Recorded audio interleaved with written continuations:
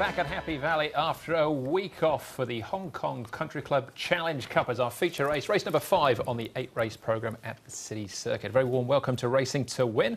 I'm Andrew Lejeune. Good to have your company, as it is the company of Paul Alley, our formalist, and race caller Brett Davis as well. And Brett's decent night action ahead of us, I think, at the Valley. I think so, Andrew. Yeah, there's going to be some blue skies heading into the night's racing as well, so it should be good conditions. C+3 for the rail position, so it's wider spot the rail. Sometimes that can advantage the horses in the first half of the field, particularly over the shorter distances, but it also allows the field to really spread apart when they corner in because it's a sharp turn into the home stretch, so that can give the horses in the back part of the field their chance to close off. Yep, no jackpots as such, Paul, but I think Oktoberfest kicks off. Not that there's any interest to you, but it should be a packed beer garden on Wednesday night. Should be. Unfortunately, we have to work. I'd love to be involved in the old Oktoberfest, but some of us have to keep the wheels of commerce turning. And no, looking forward to the race meeting though, because interesting, John Size obviously has had a reasonably slow start, as he did last season as well. He's got a couple of interesting runners. I think Country Star will start odds on, and he's also got another one, Red Warrior, which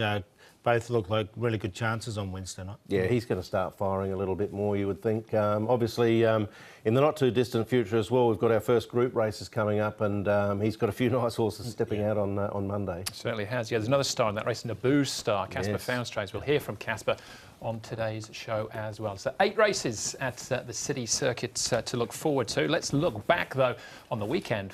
Action first with our racing review.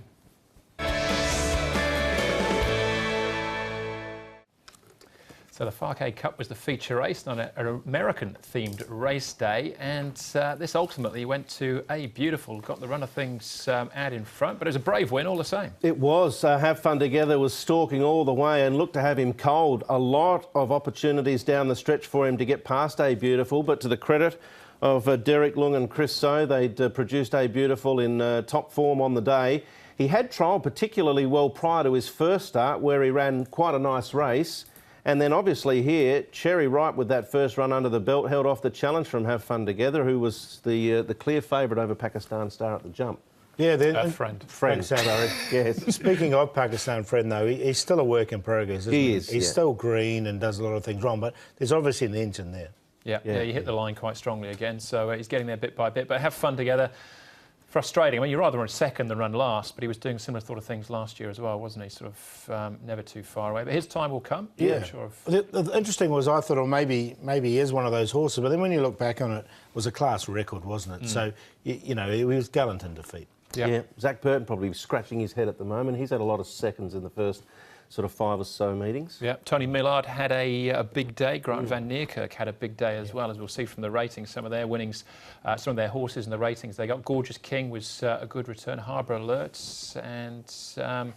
well, that was the 2 of the Millards, and Triumph and Jewel scored again for Grant van Niekerk. He did, and Matthew Chadwick's got away to a nice start too. Regency Darling was be able to win at the end of last season and then win first up too. So, yeah, there's a few jockeys that'll be pretty happy with the way they've started. Elusive State, interesting, the other Malone one, because he went up 5 points. He'd put on 50 pounds going into that race, and his better runs had been on the all-weather. I know he did win on the turf at the back end of last season, so he looks like quite a versatile horse, and another win could come from him from a 62 rating. Yeah, Regency Bobo, new stable for him as well, but the winning started again with Danny Shum, who trains him now. All right, those are the winners on the weekend. Let's see if we can find you some more, though, with our horses to follow. A few first starters out and about on Saturday, Paul. What did you find? Well, one of those, funny enough. One of the John Size ones. We're talking about John Size horses, you know, like just about ready to fire, and I think this one is definitely one of those. Horse called Mr. So-and-so did come with some good form from overseas, and I thought he just hit the line really nice. He got well back, and with the benefit of this run under his belt, I think we're going to see a bit of this horse coming up. So this was over 1,400 metres, but the way he hit the line, you think a mile, no problem whatsoever. So a good fifth from Mr. So-and-so. He's the one, obviously, we highlighted there in the pink. He ran on really nicely, and it was a good win, as you mentioned, by Regency Bobo there. Yeah, Volpino wasn't the worst either in that. He was having his first start as well. But a horse we've seen a little bit more off you, Brett? Yeah, mine's a little bit more exposed, but there's still wins in King Genki.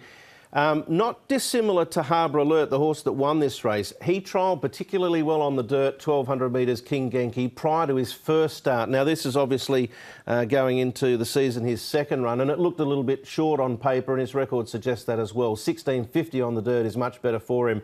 But when you line up his run here against the opposition, it was an outstanding performance.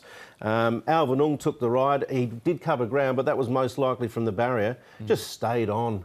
He's going to be winning again over the 16.50 when he steps up, I would have thought. All right, that's King Genki straight into the notebook there. Another size runner for me. Earlier on the day, first starter, Follow Me.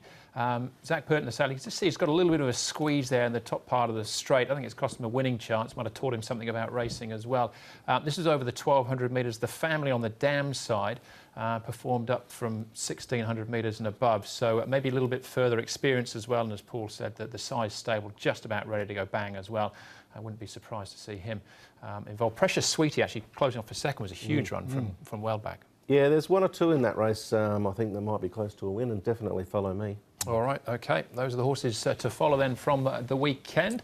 As far as suspensions of fines are concerned, we're going back, feels like a long time ago now, doesn't it? The last time we raced at Happy Valley, Douglas White and Limitless picked up a couple of days. That was in the early part of the race, 3rd to the 8th of October. All right, that brings us just about up to speed, I think, with all the action from last weekend. As we look ahead now to the Happy Valley programme, C+3 courses Brett mentioned. 8 races starting for the Class 5 over the 1,000 metres, with Express, Star and Danish and Dillimo dropping into Class 5 for the first time. Perfect Choice fills that same category, Class 5 first time for him. Showing Carrick's the 2-time winner here over the 1,200 metres, though. Multimax gets the blinkers on, should roll forward from barrier 3. First Butte has his first start for Francis Loy. Trenderful. First race specialist Jimmy Ting, his first start with him, a course and distance winner down to massive power. Blinkers go back on. He is first up on Wednesday night. Now, as far as Chung Fa is concerned, Express Star, Perfect Choice, Kingston One and Wish Come True have all been up to Chung Fa and returned, you can see, on the 4th, 11th, 4th and 31st, respectively. Well, it's going to be very interesting to see the battle here between Trenderful and First Butte. Both have trialled well going into this. Trenderful obviously now trained by Jimmy Ting, so he's going to come up pretty short in the betting. He is the early favourite at 2.5. He led all the way in a recent trial. He's an 8-year-old now, only had the 2 wins, but he might dispute it early with First Butte. And Multimax, Blinker's first time at start 56. Yeah, it's taken a while to get them on there. Express Star, Dylan Moe, now he's been downgraded into Class 5 for the first time. He's only had the 5 starts. He's got a wide draw, so he might find it a bit tough on Wednesday night, but still, he's going nicely enough, and he has been downgraded. Perfect Choice, Douglas White. The tongue tie will go back on him. He's another one that's been downgraded. So sort of looking at these 2 downgraded horses that both have been working well leading into this particular contest. And the Show Mission, just working here with a partner horse, Neil Cullen's aboard Show Mission. That's some 4.36, just going away from his partner. But he's had no trial recently, but 1,000 metres looks ideal for him, and he's now with Michael Chang. All right, OK, let's start our search. At the end of last season, actual fact, Character Win and Showing Character back on the 4th of July. This is over the 1,000 metre trip of Wednesday night. It is. Look, one thing we know for sure with the Class 5s, they're inconsistent. So you can probably make a little case for the majority of the field here to some degree. Carried a win. I looked at putting him in, but I just was worried about barrier number 12 and potentially the fact that the rail is in the C+3. It can go either way. As I mentioned, they do spread out when they come into the stretch. He's capable, but I didn't find a spot for him. I got him in on a minor line because he gets back anyway. It's just a matter of, with these horses that get back at Happy Valley, you've got to take your chances, as you say. Yeah, you do. You know, because they have to weave their way through. So I found a minor place for him. All right, OK. First Buttes, we're back at the trial track here. This is from a couple of weeks ago. Yep. Yeah, I had him as a long shot on a couple of runs one of the runs last season, because he does show work in his good work in his track work. The problem being he's got that cheap early speed, and he didn't have that staying ability. He's changed stables, he's dropped 13 pounds, he'll go forward. So, look, I haven't put him in, but it'll be interesting to see how he goes for the new stable. That's Have Fun Together winning that trial. We saw him almost win the feature with A Beautiful earlier on when we reviewed the card from Saturday. He stayed on better when he was pushed in that stretch. This is the most interesting trial for me. Yeah, Trenderful. He's come up with barrier 2. He's now with Jimmy Ting. He jumped to the front here and just kept going. He looks a different horse, doesn't he? He just won so well. He's an 8-year-old now. You know, he's won off a rating of 51 before, so he's so well rated. He's rated 23. Jimmy Ting's taken 30 pounds off him as well. So I'm going to take a chance with him, even though he's an 8-year-old in Class 5. I think 23 rated. Michael Chang actually had him going okay at the end of last season on the all-weather, but yeah, he seems to have enjoyed the transition from stable to stable by the looks of it. Well, the last time we raced here, Jimmy Ting won the first race with Holy Unicorn. He's favourite to do it again at this stage, Paul. It's going to come up short, and I didn't put Holy Unicorn in for the reason he is so short, but maybe once bitten, twice shy. This is a different kettle of fish, Trenderful, and just the way he did trial there, and he is a winner, and he has won off a lot higher rating. So we'll take a chance from him, showing character. Look, I think he's a horse who can easily win in this grade from barrier 4. Show mission, as I said, this is his distance, 1,000 metres. Another one that's changed stables. He has gone to Michael Chang, so Michael Chang wouldn't mind winning, I'm sure, off beating Trenderful, and then carried a win in there for 4. So I win exotic, so because it's one of those races. I can't not take notice of that trial from Trenderful. We've spoken about the reasons regarding Jimmy Ting's strike rate and so forth. It ends up with him having the most ticks alongside of his name. Paul highlighted some work from Perfect Choice. He does get the drop in grade. No trial leading in, but interesting that he did have a couple of runs over the longer trips towards the end of last season, now back to the shortest trip of 1,000. He's often shown pace. I think he'll be competitive in this class. First Butte showing character, and from an exotic perspective, I did throw in Carry to Win there in the trio, but I'd be bankering the 10 in whatever you do.